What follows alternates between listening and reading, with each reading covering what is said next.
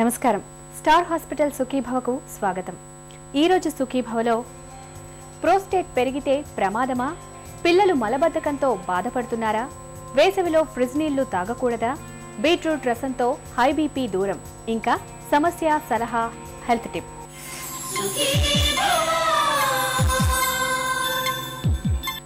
వయసుతో పాటు పురుషుల్లో ప్రోస్టేట్ గ్రంథి ఎంతో కొంత పెరగడం మామూలే. అయితే ప్రోస్టేట్ గ్రంథిలో పెరుగుదలను మనలో చాలా మంది క్యాన్సర్కు సంకేతంగా భావిస్తుంటారు. నిజానికి ప్రోస్టేట్ పెరుగుదల అనేది అన్ని సందర్భాల్లోనూ క్యాన్సర్కు సంకేతం కాదని చెబుతారు డాక్టర్లు. ప్రోస్టేట్ గ్రంథిలో పెరుగుదలకు కారణాలు, దానికి చికిత్స, నివారణ మార్గాల గురించి ఇప్పుడు తెలుసుకుందాం.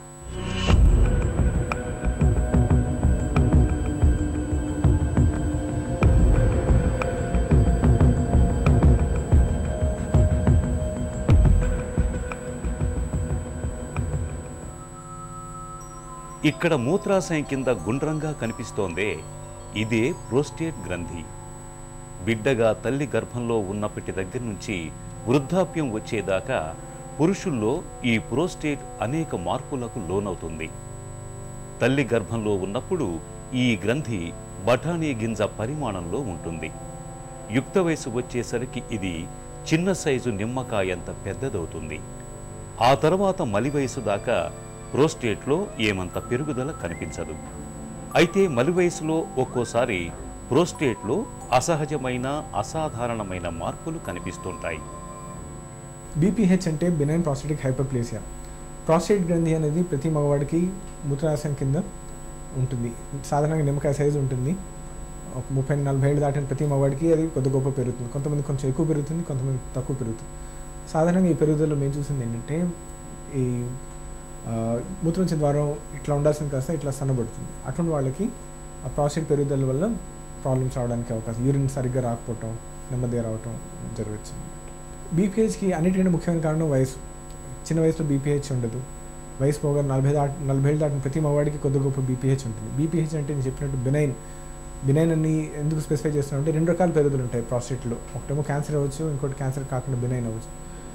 క్యాన్సర్ అనేది మన దేశంలో మన అదృష్టం బాగుండి కొద్దిగా గొప్ప కొంచెం తక్కువ, కానీ అలానే ప్రతి పేషెంట్కి క్యాన్సర్ కాదని మనం చూడకుండా చెప్పలేము. సో బినైన్ ప్రాస్టేటిక్ హైపర్ప్లేసియా అన్నప్పుడు ఎందువల్ల వస్తుంది అంటే, క్యాన్సర్ కూడా ఎందువల్ల వస్తుంది అంటే, టెస్టోస్టెరాన్ అని మగవాళ్ళకి వచ్చే హార్మోన్ వల్ల ప్రాస్టేట్ గ్రంథి పెరుగుతుంది. తెలియకుండానే మూత్రం కారిపోవటం, తరచూ మూత్రానికి వెళ్లాల్సి రావటం, మూత్రం బొట్లు బొట్లుగా రావటం, మూత్రం పోస్తున్నప్పుడు భరించలేని బాధ కలగటం, ఇవన్నీ మామూలు సమస్యలు కావు. ప్రత్యక్ష నరకాన్ని చూపించే మహా ఇబ్బందికరమైన మూత్ర సమస్యలు. శారీరకంగా, మానసికంగా మలి వయసులో మనిషిని విపరీతమైన వేదనకు గురిచేసే ఈ సమస్యలన్నీ చాలా వరకు ప్రోస్టేట్ గ్రంథితో ముడిపడినవే. బీపీహెచ్లో అన్నింటినీ ముఖ్యం పేషెంట్ సిమ్టమ్స్. సో ఒకవేళ తీవ్రంగా అడ్డుకున్నట్టుగా ఉంది, యూరిన్ నెమ్మదిగా వస్తుంది, ఆగి వస్తుంది, పూర్తిగా వెళ్ళట్లేదంటే అవన్నీ చూసుకున్న తర్వాత సిమ్టమ్ స్కోర్ అనేది చూస్తాం. 35 లెక్కన ఆయనకి ఎంత ఉంది, 7 దగ్గర ఉందా స్కోర్, 15 దగ్గర ఉందా, 20 దగ్గర ఉందా, 25 దగ్గర ఉందా, ఎంత అని చూసి దాని తర్వాత పేషెంట్ పడుకోబెట్టి వాళ్ళకి రెక్టల్ ఎగ్జామినేషన్ అనేది చేస్తాం. రెక్టల్ ఎగ్జామినేషన్ అనేది ఎందుకు చేస్తాము? ఇందాక చెప్పినట్టు ప్రాస్టేట్ పెరుగుదల 2 రకాల పెరుగుదల, ఒకటేమో బినైన్ అన్న అవ్వచ్చు, క్యాన్సర్ అన్న అవ్వచ్చు. అప్పుడు క్యాన్సర్ పెరుగుదల మనకి రెక్టల్ ఎగ్జామినేషన్ చేసినప్పుడు కుట్టొచ్చినట్టుగా కనబడుతుంది. కొంతమందికి సాధారణంగా బీపీహెచ్ మన పరీక్ష చేసినప్పుడు లోపల మన ముక్కు ఎట్లా ఉంటుందో అట్లా ఉంటుంది అంటాము ప్రాస్టేట్. కొంతమందికి క్యాన్సర్ ఉన్నప్పుడు ముదురు ఎట్లా ఉంటుంది, గట్టిగా ఉన్నట్టుగా ఉంటుంది అంటాం. సో పడుకోబెట్టి చూశాక దీనికి నిజంగా ప్రాస్టేట్ పెరుగుదల ఎంత ఉందని చూడడానికి స్కాన్ ఒకటి చేస్తాము. అల్ట్రాసౌండ్ స్కాన్ బ్లాడర్ ఫుల్గా ఉన్నప్పుడు చూస్తే రేడియాలజిస్ట్, మంచి రేడియాలజిస్ట్ చక్కగా చెప్పగలుగుతారు ప్రాస్టేట్ సైజ్ ఎంత పెరిగింది, వాళ్ళు యూరిన్ వెళ్ళే ముందర బ్లాడర్లో ఎంత యూరిన్ ఉండింది, తర్వాత యూరిన్ వెళ్ళిన తర్వాత ఎంత మిగిలింది అనేది చూస్తారు. అప్పుడప్పుడు ట్రాన్స్రెక్టల్ అల్ట్రాసౌండ్ అనేది కూడా చేయవలసి వస్తుంది. పిఎస్సి అనే రక్త పరీక్ష కొంతమందికి అడుగుతాము. ఎందుకోసం అడుగుతాం, ఎప్పుడైనా సందేహంగా ఉంది, మ్యాలిగ్నెన్సీ ఇలాంటి దాని ఉందంటే పిఎస్సి అనే రక్త పరీక్ష ఉందనుకోండి, ఎక్కువగా ఉందంటే అప్పుడు క్యాన్సర్ వైపు సందేహాలు మళ్ళుతాయి అన్నమాట. ప్రోస్టేట్ గ్రంథిలో వాపు ఉన్నప్పుడు తొలి దశలో దాని లక్షణాలేవి బయటకు కనిపించవు. అయితే ఒక దశకు చేరిన తర్వాత మూత్ర విసర్జన అన్నది అతి బాధాకరంగా మారుతుంది. ధార ఒక పట్టాన బయటకు రాదు. వచ్చినా అతి కష్టంగా పోయాల్సి వస్తుంది. తరచుగా మూత్రంలో రక్తం కూడా కనిపిస్తుంది. అతిమూత్రం సమస్యగా మారుతుంది.